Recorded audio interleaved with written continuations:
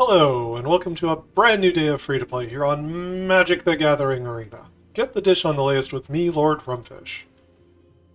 This is the continuation of my Deckbuilding Toolbox series.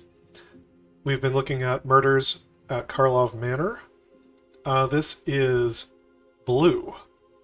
If you missed colorless lands and white, previous two videos, you can go back and check. Just real briefly, the purpose of the Deckbuilding Toolbox series is to give you a filled-out collection with a lot of great tools in your toolbox for crafting and coming up with your own decks. So, that being said, let's get into it. Behind the Mask. So, if you're interested in animating something for 1 mana, this is fine. Now there's another very similar card in Standard already that does this effect, Relic's Roar. So this can make an artifact or a creature into a dinosaur that's a 4/3. This is extremely similar. It doesn't become a dinosaur, but it's got the same text on it. If you collect evidence, you can also turn something into a 1/1. So you could debuff something of the opponent's. Now, turning something into a 1/1 is not as great as it sounds in Constructed. Most creatures still have some value just in what they are on the board. You know, a 1/1 Shouldered still has Death Touch and makes you lose life when you draw cards. That kind of thing. So it's not as good as making something lose abilities, but if you were thinking about making a low-to-the-ground artifact animating deck, then this spell does technically have a little bit more functionality. And it's only 1 mana. 1 mana spells, there's always a chance they could be good enough to see play, right? The ceiling on this card is you've, like, bolted the opponent's face for 4 damage. For 1 mana. So I'm not going to tell you that there's no chance that this card could ever see play, but it's unlikely. It's just a common, though. Candlestick. This one's interesting because you can sacrifice it to draw a card. So, in addition to being a very mediocre piece of equipment, which can be reanimated out of the graveyard with things like the Magnetic Snuffler, or there's a rare creature in white who can reanimate an aura or equipment from the graveyard. Basically, there are tricks you can do with a card like this. And then if you've got Tezzeret, it can reduce it down to 0, or if you've got a blue rare, we're going to look at in a minute, it can reduce these costs down to 1. I still don't know if that means it's good enough to see play in a deck, but it's not outside the realm of possibility. Don't value it for its piece of equipment quality. That's kind of like a secondary factor compared to being able to play it as a clue. But if you can move around a piece of equipment cheaply, you could get some extra mileage out of this as well. Case of the Felched Falcon. This is neat because it puts out an enchantment and an artifact with a single 1 mana card. And back in Kamigawa Neon Dynasty, there was a whole theme around cards getting turned on if you had an artifact and an enchantment. So, just for that alone, I think Case of the Felched Falcon's got a shot. And then if you have 3 or more artifacts, this solves and you can sack it to make a 4/4 flying bird out of a non-creature artifact. It could most certainly see play. Curious Inquiry. There are better aura card draw spells that we already have access to in Standard. The only reason that you might pick this one is for artifact synergy. If your deck wants clues or your deck wants to produce artifact tokens, then maybe there's a chance you would want to run this card. but it would not be my first choice most of the time.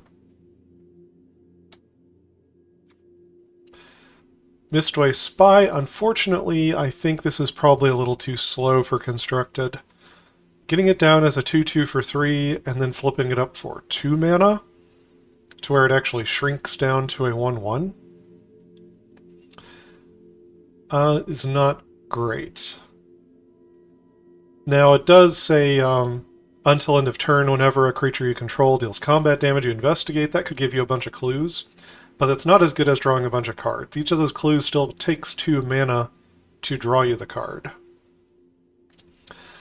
I just feel like this one's a little too slow to get there in constructed. Bubble Smuggler, this is like a perfect limited card that never gets there in constructed. Right, you can play it for 2 as a 2/1. You can play it for 3 as a 2/2 with Ward.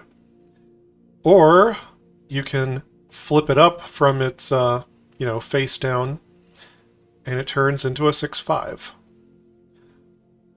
And all of that modality on this card is great for games of limited.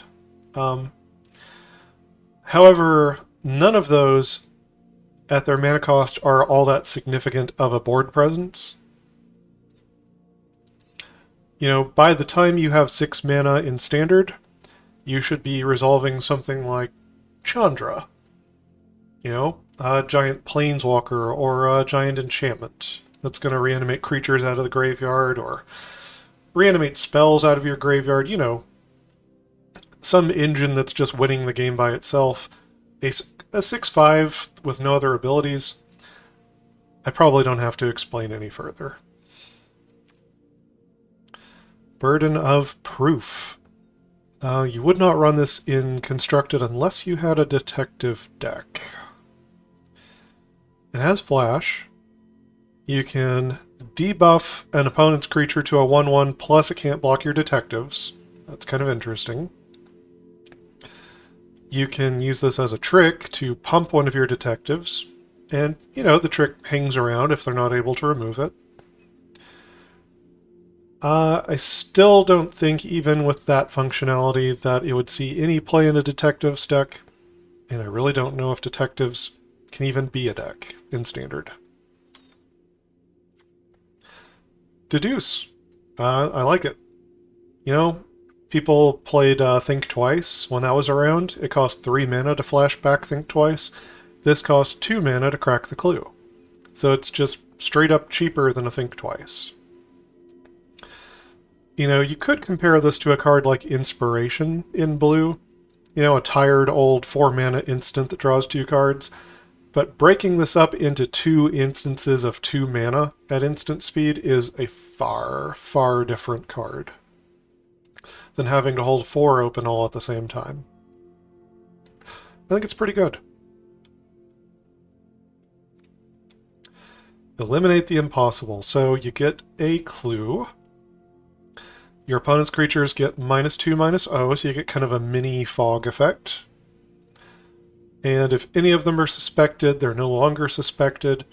So if there does happen to be, a suspect creature or 2 that's seeing play in Standard, you could remove Menace on occasion. Mostly this is going to give you a clue and debuff the opponent's creatures. Exit Specialist.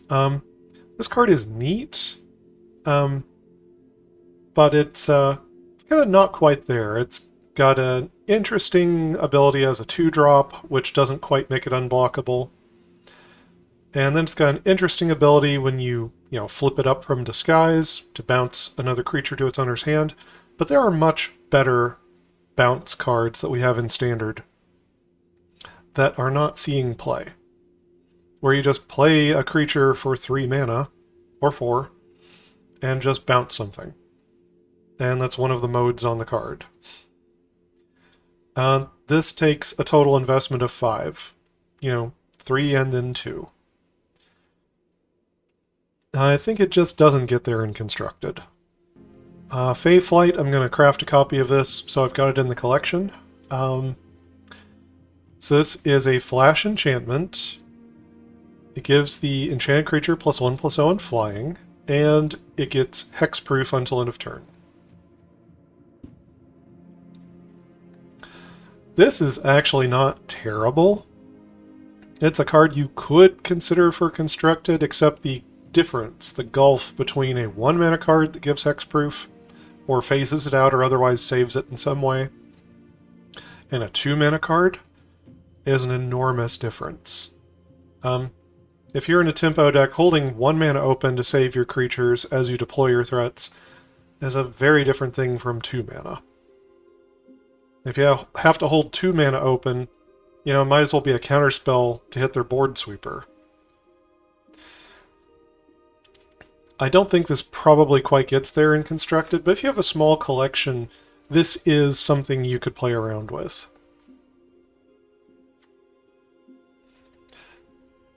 Jaded Analyst.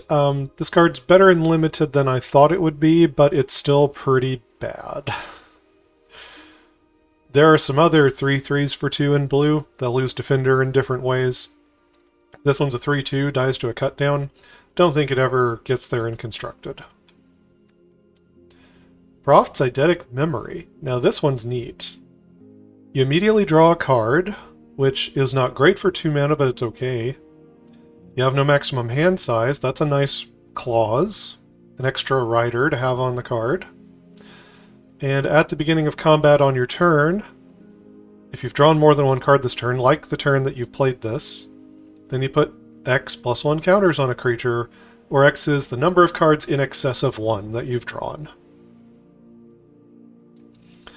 So, as long as you can draw extra cards, your creatures kind of turn into fairy vandals. Except it doesn't just stop at 1 +1 counter. If you can somehow draw a lot of cards, it'll be a lot of counters. You know, it's sad that it's legendary, but you wouldn't mind playing a second one that much because at least you get to draw a card that turn. Overall, this looks pretty good to me. I think it's a good tool in the toolbox. Reasonable Doubt. It's difficult to imagine the deck that wants this over some of the other counterspell options we have in Standard. You know, you could counter a spell on 2 mana unless they pay 3. Or you could sacrifice a creature and throw 2 instances of countering a spell unless they pay 2. Or there's a bunch of other different things you could do, right? For a 2-mana counterspell, you could have Negate and just counter their board sweeper. There's so many options right now in Standard. This one seems pretty weak. As for suspecting a creature, you know, if you could manage to find something proactive to do with that line of text, where you're not just giving something of yours menace and losing the ability to block. If something happens, maybe, when one of your creatures gets suspected, that would be interesting. But this card just seems pretty bad. Unauthorized Exit. This is playable. Alright, a Surveil is useful. You could bounce your own permanent back to your hand. So this card's flexible and it has a number of things it can do. But again, it's hard to find slots for a 2-mana effect like this compared to a 1-mana effect. And if you're interested in bouncing your own things back to your hand, if they're not creatures, there's a card called Filter Out that you should be looking at. It can bounce all non-creature, non-land permanents back to their owner's hands for 3 mana at instant speed. And it's an uncommon.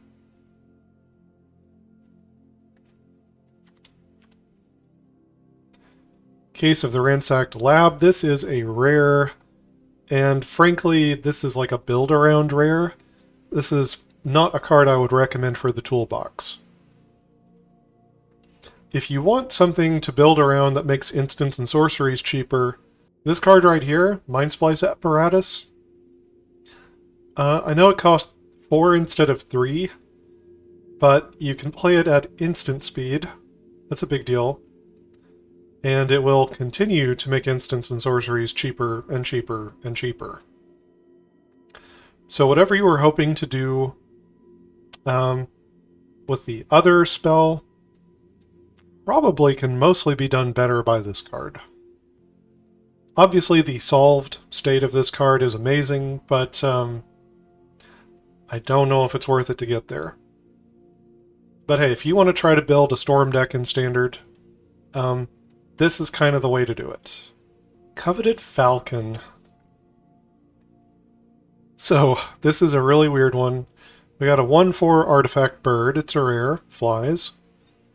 Whenever it attacks you, gain control of target permanent you own but don't control. So you steal something back from the opponent that they've taken from you. There are a number of ways to do that in Standard, right? Especially if people start playing cards that, like they cast spells off the top of their opponent's library and play their lands. There could be maybe a corner case that if those decks become really popular, Coveted Falcon could be tech against it. The other thing you can do here is play it as a disguised creature, turn it face up for 2. When you do, an opponent gains control of any number of target permanents you control.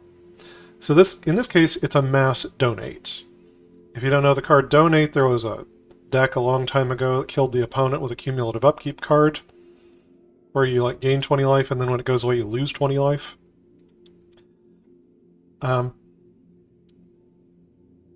So this is a mass donate effect. Now, part of the upside here is you draw a card for each permanent you're giving them. So, alright, that's not nothing. And if you're just giving them a bunch of blood tokens or something, then obviously that's pretty good for you. It seems hard to set up, though. This is definitely a build-around kind of rare. Could probably go into maybe multiple kinds of decks. The thing is, the keys are in your hands. I don't know how many things are good to try to donate to the opponent. I don't know how easily you can make a bunch of stupid tokens that don't affect the board state very much that you care to donate to them. How easily you can do that to make a Coveted Falcon deck. It is up to you. Crime Stopper Sprite. This is a nice, forgettable, limited card. 2/2 flyer, taps a thing. If you happen to collect evidence 6, you put a stun counter on it.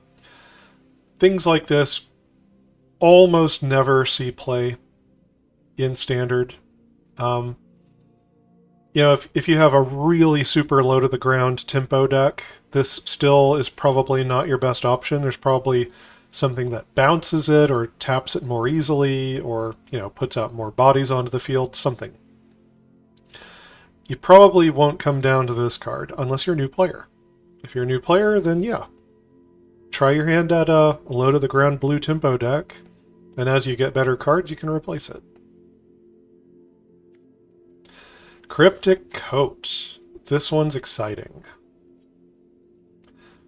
So, this represents an infinite number of creatures only held in check by the amount of mana you can produce. And, I suppose, the number of cards in your library. Now, you can't actually move this piece of equipment around, right? Normally this just attaches to one specific thing. And I think even if you reanimated this out of the graveyard with like a magnetic snuffler, that kind of effect, where it forces it to attach to itself, I think that would happen, but then the Cryptic Coat's trigger for ETB would go on the stack. It would still cloak the top card of your library and then attach back over onto that thing. So I don't know if there's really much of any way in Standard to reattach this thing easily. There was like a goblin that when it attacks, it steals all the equipment from all your creatures. That would maybe do it. Anyway, so when you play this, you cloak the top card of your library, so you get a 2/2 with ward, except this is going to be a 3/2 with ward that can't be blocked. And you can do this all over again by paying a blue and 1 and returning the Cryptic Coat to its owner's hand. That doesn't save the creature it's attached to, that thing's going to be a goner if someone aims removal at it. But if you have the mana open, you can save the coat from like a farewell or, targeted artifact removal, whatever. If you have the mana open, you can save the coat, and you can keep doing this over and over again. And this feels like, the most nasty of old school win conditions. The kind where as long as you have mana untapped, as long as you can, protect it adequately and keep some mana open, the opponent can never truly deal with it. Not forever. Eventually, you're going to grind them out. Now, Standard's a very fast format these days, but if you are able to control the board, if you're able to sweep up all the nonsense your opponent is doing, maybe apply a few counterspells here and there, and then start gradually grinding them down with a Cryptic Coat, I could see this being the win condition of a control deck. I could also just see this being a card that you play in a mid-range deck. It seems very strong to me. It also triggers artifacts entering the battlefield. If you've got a deck that cares about things flipping up from face down, there's a number of ways this card could matter. I think it is a great tool for the toolbox. Dramatic Accusation, this is pretty forgettable removal in blue. You can shuffle it into its owner's library for an extra 2 blue mana, but that's not a great rate. I actually think some other things that don't see play in blue, like Tamiyo's Completion, is a 4 mana aura, but it has flash. And it taps the thing and just turns it off, loses all abilities. That card doesn't really see much play. And I don't think this is better than Tamiyo's Completion. Even though it's 1 mana cheaper, the sorcery speed really dings it. So, yeah, I'm not that excited about this card. Forensic Gadgeteer, this is the one I mentioned earlier with the Artifact Clue equipment, the Candlestick. This one makes the activated abilities of artifacts 1 less. It equips around cheaper, it sacrifices more cheaply. This also makes clues whenever you cast an artifact spell. This seems like a pretty great tool for the toolbox. Obviously, it's begging for an artifact deck. Even if you don't have that many artifacts in the deck, you at least want, like, token artifacts and stuff to pair it with, that you're reducing the cost on. But it really takes off if you're playing artifacts. I think this could be a lot of fun, could be a great tool to have. Probably multiple different ways and color combinations to build around it. Seems like fun. Forensic Researcher, this one can make a combo with an enchantment that whenever a merfolk you control becomes tapped, you get a 1/1 blue hex-proof merfolk token. So 2 of these cards and that enchantment forms a loop where you can generate as many creature tokens as you want. If you don't have haste, you're going to have to wait a turn in order to win the game. It seems a little finicky. If Merfolk end up being a good enough deck anyway, then you might be able to fit this in to include the combo in a Merfolk deck. And even if the combo doesn't come to fruition, if the Merfolk deck is good enough, then you could just have the deck and not rely on the combo.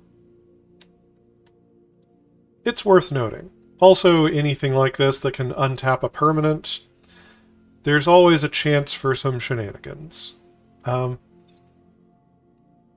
It's not amazing, but it can ramp you on mana, because it can untap a land. See what you can do with it.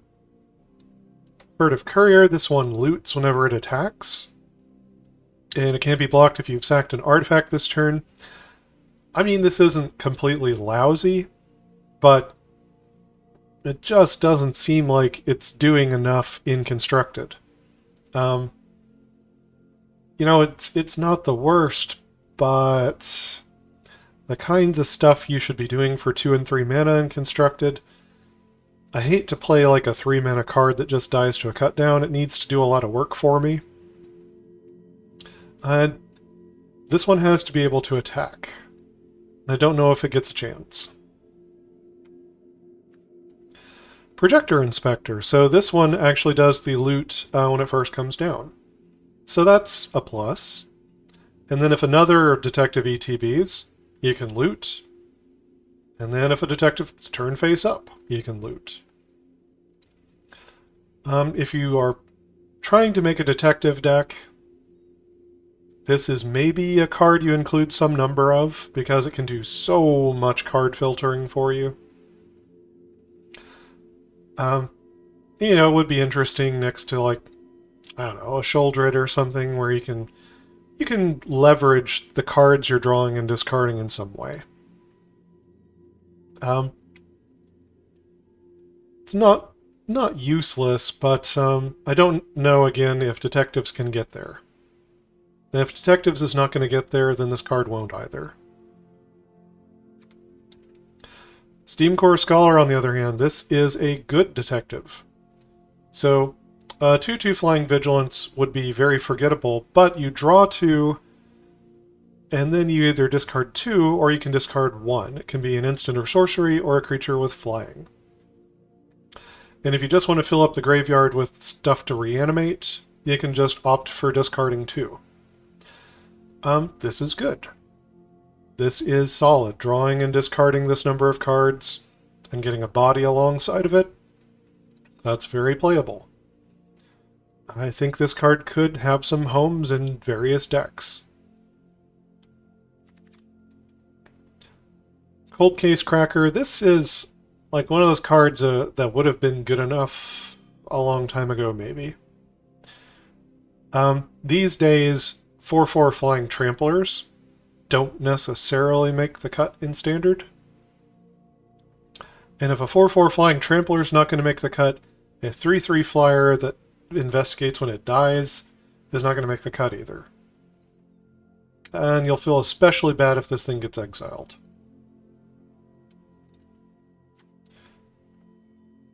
Out cold,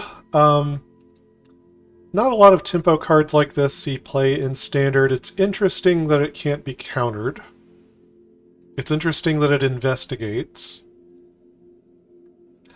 You know, it's probably not completely useless, but a lot of aggro starts in Standard will flood the board with little creatures far before you've gotten to 4 mana. So I think this card's too slow for Constructed. Reenact the Crime, this is good enough. There's a combo deck going around in Standard right now.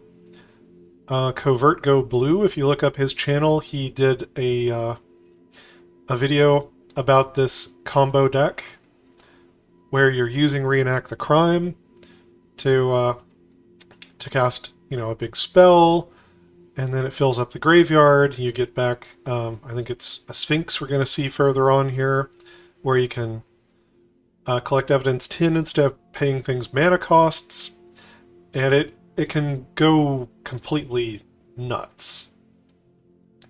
And it can happen on turn 4, right when you get the mana to cast this spell. So, if that deck looks like fun to you, then yeah, there's already kind of a shell ready for it. You can experiment with different ways to build that deck. I don't know if there are a wide variety of other ways to try to use the card, but it's already proven itself once. It could prove itself again. Sudden Setback. I'm going to craft one of these just for my collection building.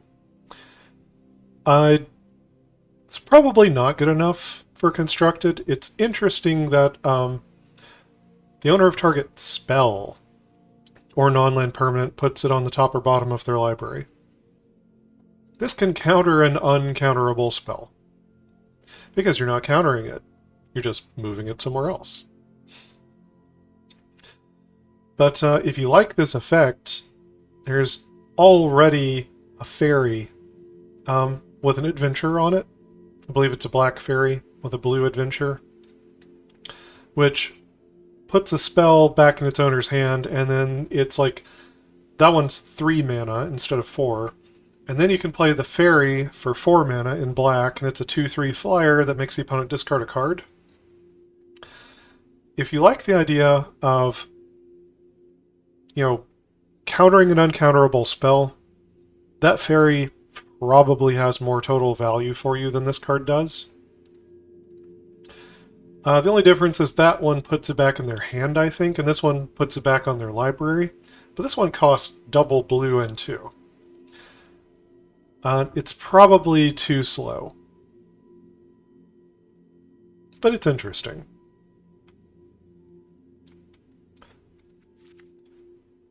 Surveillance Monitor, I'll craft one of these for the collection building. So this one is, again, kind of a limited card. It's a 3/3 for 4. You may collect evidence for when it comes down, and whenever you collect evidence, you get a 1/1 Thopter with flying. So there's... The only reason you would want this card in Constructed is if you have a collect evidence deck. For example, if you, the viewer, are the one who's figured out how to use Cryptex, that freaky rare artifact that's a mana rock, it has to collect evidence 3 every time, and you have to use it 5 times before you can sacrifice it. If you figured out how to use Cryptex, then maybe you have a deck that wants Surveillance Monitor. Because every time you use that Cryptex for mana, you'd get a Thopter. And at that point, this card looks alright. And could possibly see play in Standard, if you can make all those wheels spin. Mostly, I think it's not good enough. And the problem with Collect Evidence, any mechanic like this that just shows up in one set in Standard, like Toxic for poison, or Detectives, or Collecting Evidence, it's not probably going to show up in any other sets in Standard.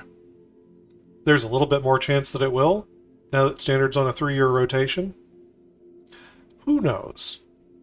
Maybe sometime in the next 3 years they'll visit Collect Evidence again, and lo and behold, there'll be a deck. But I wouldn't hold my breath. Criminologist, this is a limited card. In limited, it's like it's a 4/5, you can sack an artifact to draw a card. That can be good enough in limited. It's actually not a very high pick in limited. It also happens when it attacks.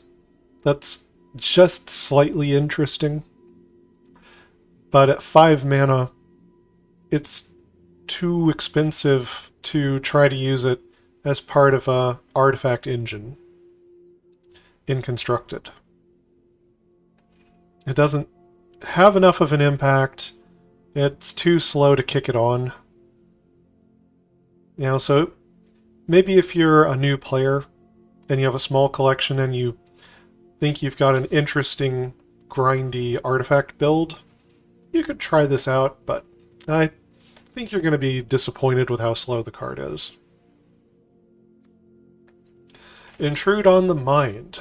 So this card reminds me of one in particular.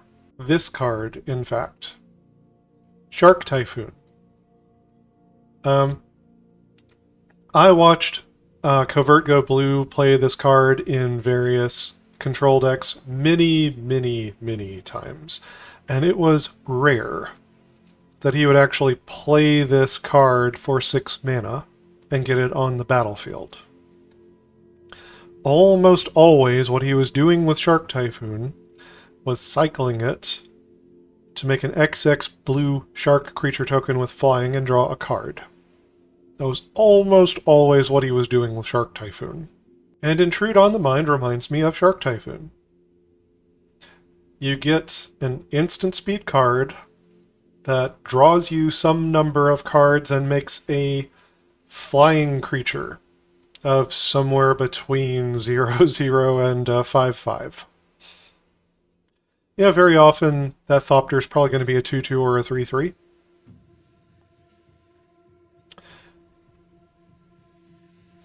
But there will be times where you can force the opponent into a pretty rough situation where if they don't want you to get a 5/5 flyer and it's desperately necessary that you don't get a 5/5 flyer, then you get to draw 5 cards at instant speed. And you don't have to separate the piles like that. If you desperately need a flying blocker, you can make sure that one of the piles has at least 1 card in it. And you will get a Thopter token of some size. Now, unlike Shark Typhoon, this always costs 5 mana. You could cycle Shark Typhoon for anywhere from, 3 mana and still get a shark, up to any amount. So this card doesn't scale in that way. But it also draws you more than 1 card, probably. And that's a pretty good pedigree of a card to compare against. And that leads me to believe that Intrude on the Mind has everything that it takes to make it in Standard. The instant speed does it all, and making a presence on the board does it all. Those things combined make it better than a great many other card draw spells, just because you're getting a creature out. I think this card's going to be fantastic. It might not have found its footing quite yet, but I think all that you need for a control deck, this has.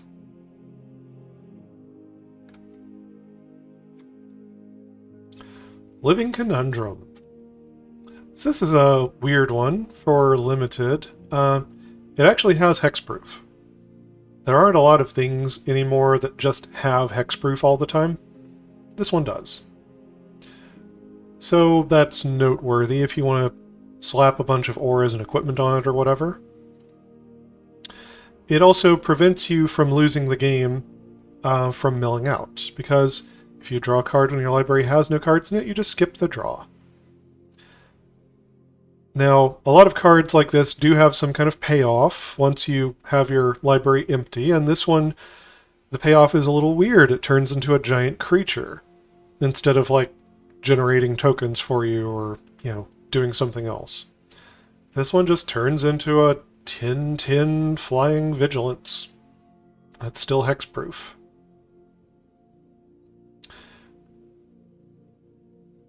It's neat. I don't think it's what you want in Standard. It is kind of an oddly techy answer against a mill deck. Most mill decks probably have some board sweepers and ways to stop this. But, if you're able to phase this out in response to a board sweeper or whatever, then it's possible that a mill deck would just not have what it takes to get rid of it. For every game where you live that dream, though, there's going to be so many other games where this card is just complete garbage. It's too expensive, basically.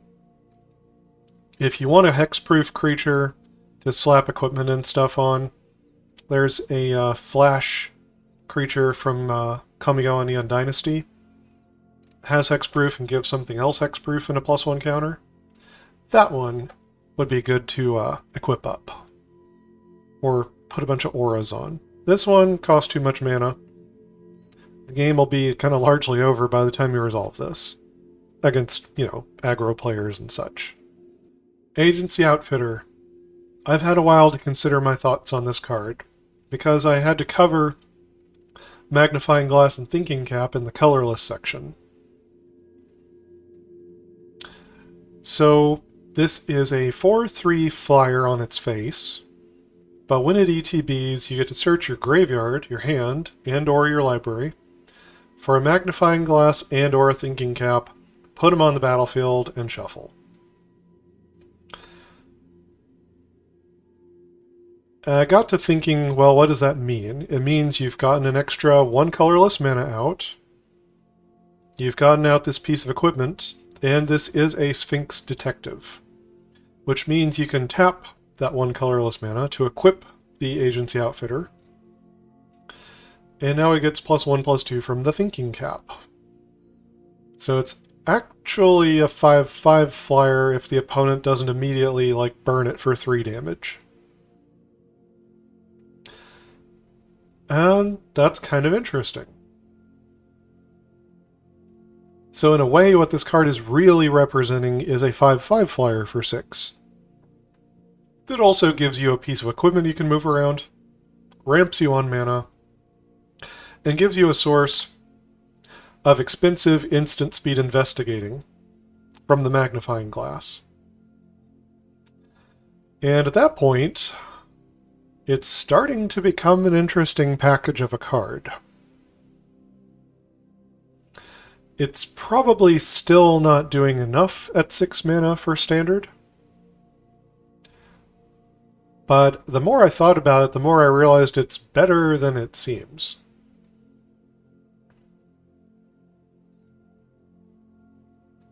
If you're in a control deck, you're going to be happy to get the magnifying glass for the mana it produces. Also, potentially if you're late in the game, you'll be happy to start tapping that magnifying glass and getting more clues to keep drawing cards. The Thinking Cap wouldn't matter as much, but if you have enough mana, you can throw the Thinking Cap onto a creature land, or you can equip it onto Phyrexian Mites that you're producing off of Mirex. If the game's going long enough, you can find a purpose for a chunk of equipment that you happen to get just for playing this card. Or maybe you play something where you can sacrifice artifacts to draw cards or something. I think this card has enough play to it that I'm willing to experiment. I don't know if you ever get to 4 copies of this card, but maybe you do. Right? If you're going all in on the magnifying glasses and the thinking caps, then you want to hit a copy of this card to pull them out for free. Or get them reanimated back from the graveyard for free.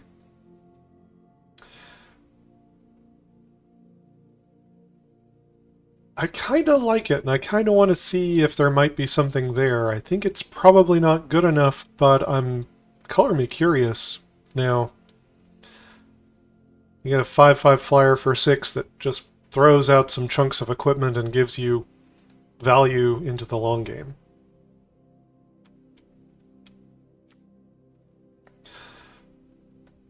Hotshot Investigators. You can probably safely skip this card for Constructed. It does have an impact on the board when it comes down. Can be a tempo play, gives you a pretty big body. If you bounce something that you controlled, you can investigate. It's vaguely interesting, but it's just too expensive in Constructed, most likely. It's not that it does nothing, but format's probably too fast for this to be the thing that you want.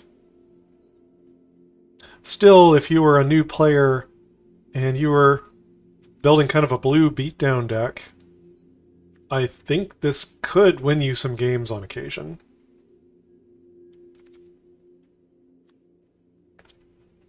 Conspiracy Unraveler. So this is the card that is part of the combo with Reenact the Crime right now. So you get Breach the Multiverse into your graveyard, right, by looting, draw, discard, mill, what have you. You cast Breach the Multiverse with Reenact the Crime for 4 mana. You get back a Conspiracy Unraveler. Now you've just filled up your graveyard with 10 cards, one of which costs 7 mana.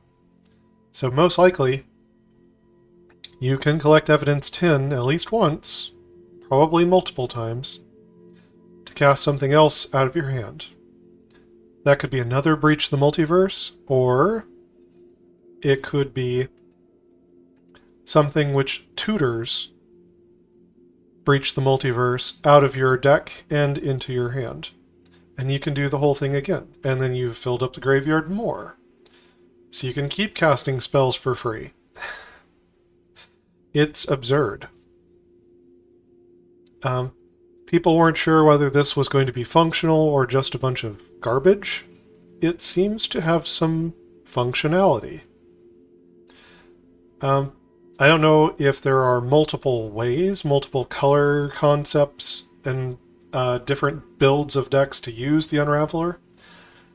But again, it's proved itself once. It could possibly do so again. If you like that deck, then go for it. If you have an idea of a different way to use this card, then you could go for that too. Lost in the Maze. This card was absolutely killer in Limited. Playing this card in Limited, I was just destroying people with this thing. Now, Constructed's a different beast. You know, it's not as impressive to pour your mana into an X spell in Constructed. But among the things this card can do, you can play it for 2 blue and your tapped creatures have hexproof. And that could be a blowout on its own. Just having this card on the battlefield in any way, shape, or form means that the -2 mode on the Wandering Emperor does nothing. Because your tapped creatures always have hexproof, and she can only exile a tapped creature. So yeah, Lost in the Maze just turns off one of the modes on the Wandering Emperor. Doesn't make it a useless card, you know, it can still make Samurai and give +1 counters and First Strike and stuff, but that's neat. And you can tap your things in response if you need to by using the maze. You can also stun the opponent's stuff as a big tempo play.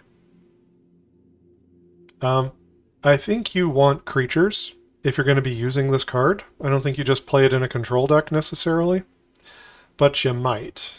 Maybe as like a one-of or something, because it would at the very least defend your creature lands and things from Wandering Emperors. Just makes life a little bit harder on your opponent. So, you know, do you think this is an interesting card? Do you want to try it? The 2 blue requirement means it doesn't have as many decks it could possibly go into, but I think it's interesting. I think it might be good enough. Alright, the Witness you could disguise and turn face up in a mono blue deck. Don't think this does anything unless detectives are a thing. Even then, maybe not. Fairy Snoop. Here you can turn it face up and, you know, play it for disguise with mono blue. This one does draw you a card, and it's the best of 2 cards. The other one goes in the graveyard. All of that is useful. I can't imagine using this in anything fast.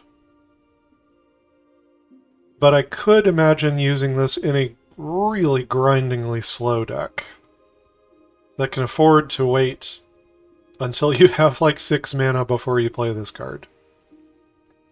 That doesn't seem likely, and you probably have better things to do with your time. But if you're a new player, this card does have value. There is a bit of interest here. It probably doesn't get there, though. Gadget Technician is one of the better commons of the set for Limited. This one, I think, comes painfully close to being Constructed playable, but probably not quite. If you're able to play the card on its front face, then at least you could get 4 power on 2 bodies for 4 mana. It's an important mode to have access to. In mono blue, I think probably not. You know, if the only way you can play it is face down and then flip it up and get a Thopter, it's not embarrassing, but there are just so many other cards that are stronger in some way. So unless you're pretty new to the game and you're still trying to cobble together a deck, then this probably is not good enough to see constructed play. The Undercover Crocodile. So this one you can flip up for 5. It's like a big, dumb morph disguise creature. When it hits the opponent, you investigate, which is not nothing, but it just it costs way too much mana to really be talking about it for constructed. If all you can play is just Hustle in a mono blue deck, I don't think Hustle is good enough on its own to see play. You know, it's an interesting card to force something to attack or block, but there are better ways to use 1 mana, I think. Blue could play just the bother side of Fuss and Bother. And, you know, 3 Thopters and Surveilling 2, that's not very competitive with a lot of other things you could be doing for 6 mana. Blue can play both sides of Flotsam and Jetsam. This one's a little interesting. So, at instant speed, you can mill 3 cards and investigate, so it replaces itself with a clue, and it's filling your graveyard. As long as you want to be filling your graveyard, this card could be in contention. Jetsam makes an opponent mill 3 cards, and then you get to cast a spell from their graveyard without paying its mana cost. Now, I think you want to be proactively wanting Flotsam for your deck, where you want to be filling up the graveyard and maybe casting like Squirming Emergence or something else. And I don't know if this card is good enough to see play in Squirming Emergence. It likes to have a lot of permanents in the graveyard. But something along those lines. And then occasionally you're going to catch the opponent with Jetsam, where they've got a Traxa or something in their graveyard where they're like a ramp deck or a reanimator deck. And you really get them with Jetsam. It won't be good against, you know, low-to-the-ground aggro decks, but it'll be fun if you can hit like a Planeswalker or some other giant creature. That brings us to the end of blue.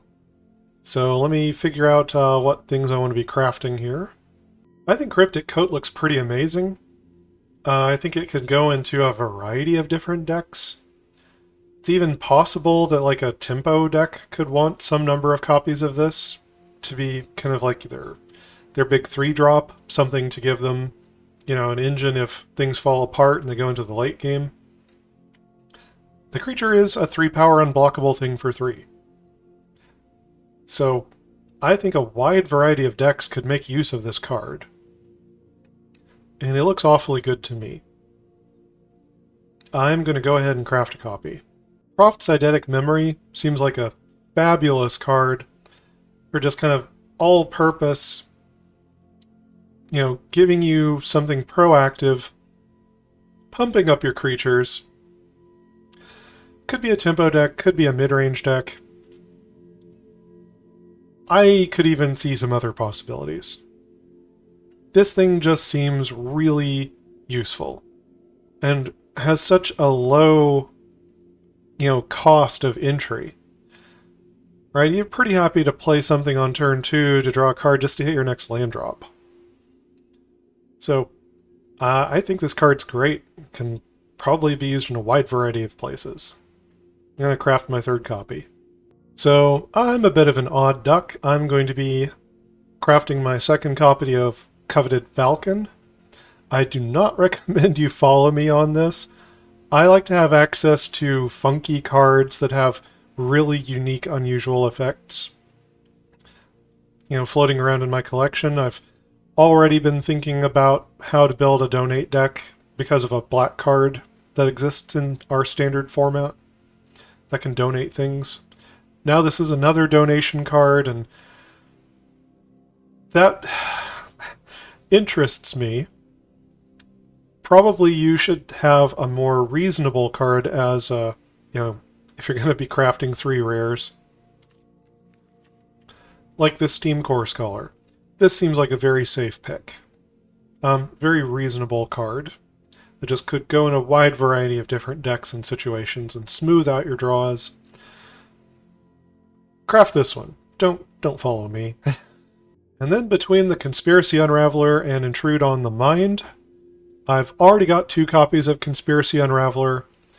I don't know if I want to build the deck that currently exists for the Unraveler. I already have 2 cards towards it anyway.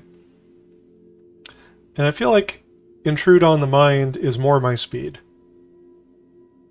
I think there's going to be a greater variety of decks that I build that might want Intrude on the Mind, compared to the Conspiracy Unraveler. Alright, let's do this thing. Alright, that ends blue. So, join me next time. I'll be picking up at black, and we'll keep going until eventually we end at multicolor. Because multicolor has the toughest requirements for deck building. So we leave it for last. If you've enjoyed my content, please like and subscribe. Check out my other videos, that helps a lot. And until next time, never stop honing your critical thinking and empathy.